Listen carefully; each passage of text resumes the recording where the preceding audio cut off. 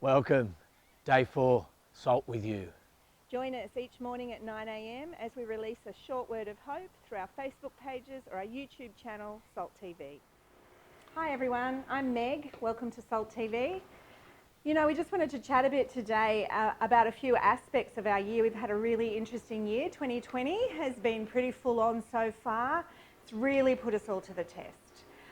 We have had bushfires, we have had floods, and you know, something that the bushfires taught us was that as a community, when we collectively pull together, we are really strong in that place. It was, I don't know about you, but it was really heartwarming to me to watch our community pull together for neighbour to reach out to neighbour, and the tapestry of our community, the fabric of our community grows stronger as we cared for one another.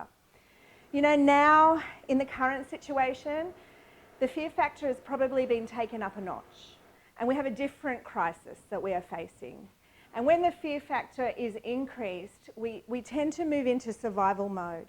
And what we do when we move into survival mode is it's really easy to lean into every man for himself, and that's kind of thinking that's taking our supermarkets by storm at the moment.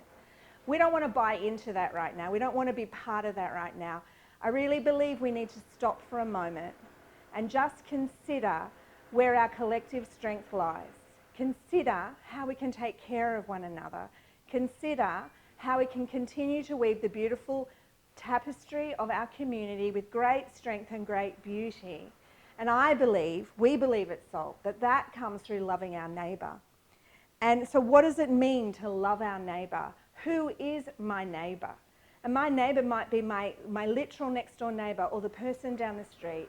It may also be the elderly person that I'm aware is on their own and isolated, someone who's struggling to really cope with the current situation. It may be the single mum that I'm aware of with 3 kids who's stuck at home. Or it may be someone that I know is struggling financially and just needs a little bit of extra help right now. I also may have friends and neighbours who are not coping at all with the current crisis. So what are some of the practical, simple ways? See, it's not complicated. It's not complicated. I can love my neighbour in simple and practical ways. Let's consider and stop for a moment. What are some of the practical ways we can do that? So how do you love your neighbour?